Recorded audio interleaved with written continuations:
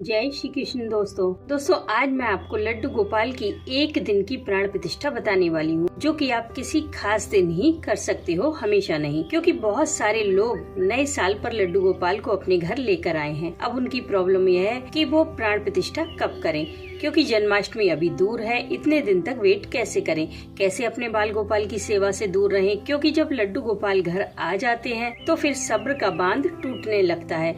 जी चाहता है कि जल्द से जल्द उनकी पूजा करें, उनका श्रृंगार करें, उनकी छवि को निहारें।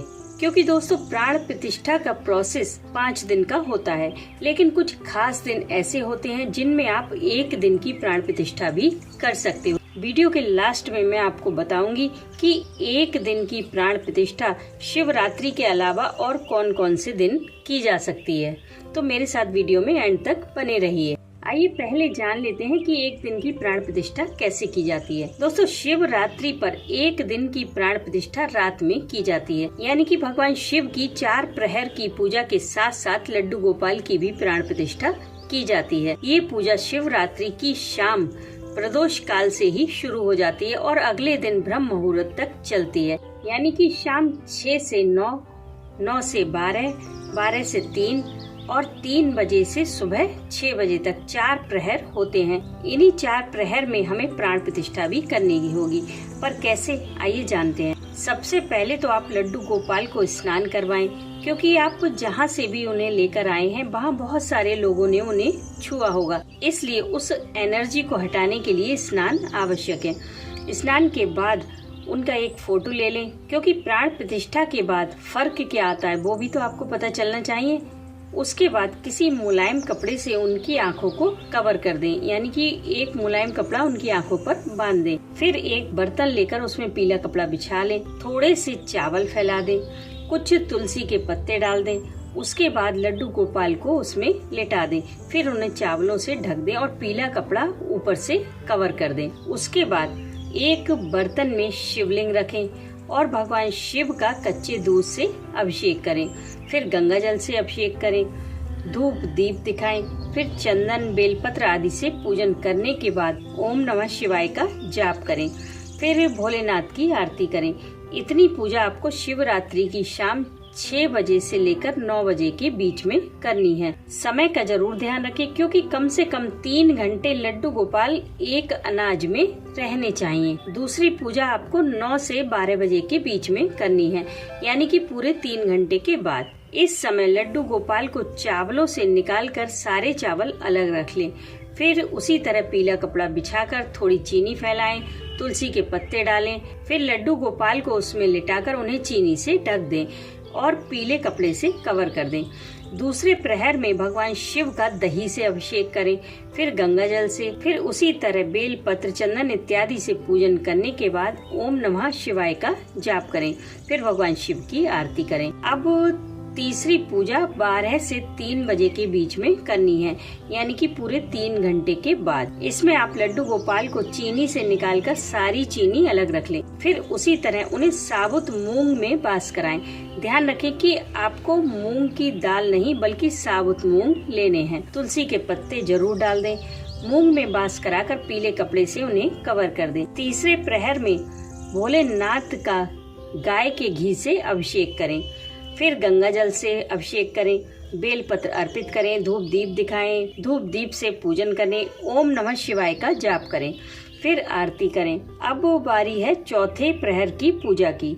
इसमें आप लड्डू गोपाल को मूंग से निकाल लें, सारे मूंग को अलग रख लें। फिर पीला कपड़ा बिछाकर उस पर फूल बिछाएं और लड्डू गोपाल को उस पर लिटा दें। तुलसी के पत्ते डाल दें और फूलों से लड्डू गोपाल को ऊपर से कवर कर दें और उसके ऊपर आप थोड़े से फल रख दें।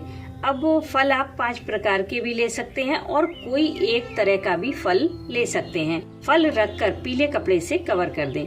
चौथे प्रहर में भगवान शिव का शहद से अभिषेक करें, फिर गंगा जल से अभिषेक करें, बेलपत्र चढ़ाएं, चंदन लगाएं, धूप दीप दिखाएं, ओम नमः शिवाय का जाप करें, आरती करें। फूलों में वास करे हुए जब 3 घंटे बीत जाएं, तो लड्डू गोपाल को बाहर निकालें, पंचामृत से स्नान कराएं, नए वस्त्र धारण कराएं, आभूषण पहनाएं, उनका श्रृंगार करें। उसके बाद आप शिवलिंग के समीप ले जाकर उनकी आंखों की पट्टी खोलें। इससे क्या होगा कि लड्डू गोपाल के अंदर शिवलिंग की ऊर्जा भी समाहित होगी और वो जागृत होंगे। और यकीन मानिए, आपके लड्डू गोपाल के अंदर प्राण आ चुके हैं।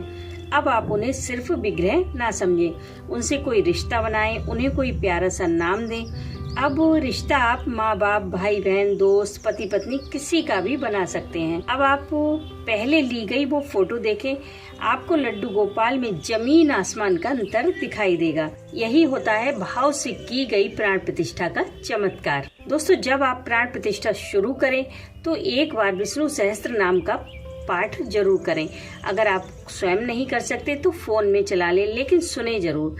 और अनाज का क्या करें? अनाज को आप थोड़ा थोड़ा अपने अनाज में मिला दें, बाकी का आप किसी जरूरतमंद को दान कर दें। प्राण प्रतिष्ठा कंप्लीट होने के बाद भगवान शिव की और लड्डू गोपाल की एक साथ आरती करें, उन्हें भोग लगाएं, अपने हाथों से उन्हें कुछ बनाकर खिलाएं, उनसे प्रेम करें, बहुत प्रेम, क्योंकि लड्डू गोपाल के अंदर प्राण आपके प्रेम से ही आते हैं। इसी तरह करिए आप प्राण प्रतिष्ठा। थोड़े ही दिनों में आप देखेंगे कि आपके लड्डू गोपाल औरों से अलग हैं। इसी तरह की एक दिन की प्राण प्रतिष्ठा आप किसी भी एकादशी की रात में, दिवाली की रात में या फिर अक्षय तृतीया वाले दिन में कर सकते हैं। दिन में प्राण प्रतिष्ठा करने के लिए सुबह 6 बजे से शुरू करें और शाम 6 बजे तक प्राण प्रतिष्ठा हो जाएगी। अगर आप किसी और दिन प्राण प्रतिष्ठा कर रहे हैं तो आपको भोलेनाथ का अभिषेक करने की जरूरत नहीं है।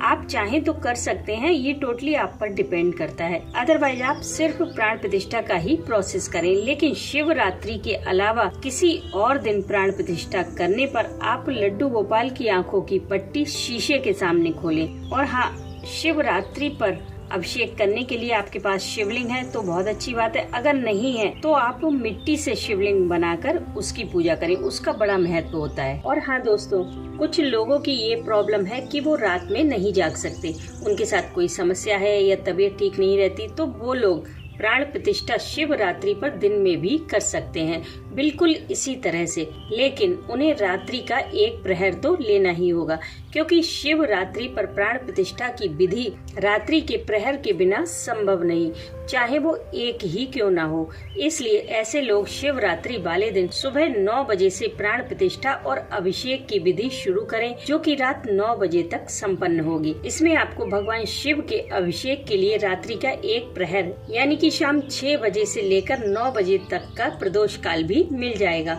और हाँ, एक बात और क्लियर कर दूं कि जब हम लड्डू गोपाल को घर लेकर आते हैं तो कभी कभी हमारी परेशानियां बढ़ने लगती हैं, हमें नई नई चुनौतियों का सामना करना पड़ता है। तब हमारे मन में ये वहम आ जाता है कि कहीं हमसे कोई गलती तो नहीं हो गई। अगर ऐसा है तो आप इस वीडियो को जरूर चेकआउट करें। मैं मिलती हूँ आपसे नेक्स्ट वीडियो में, तब तक के लिए राधे राधे।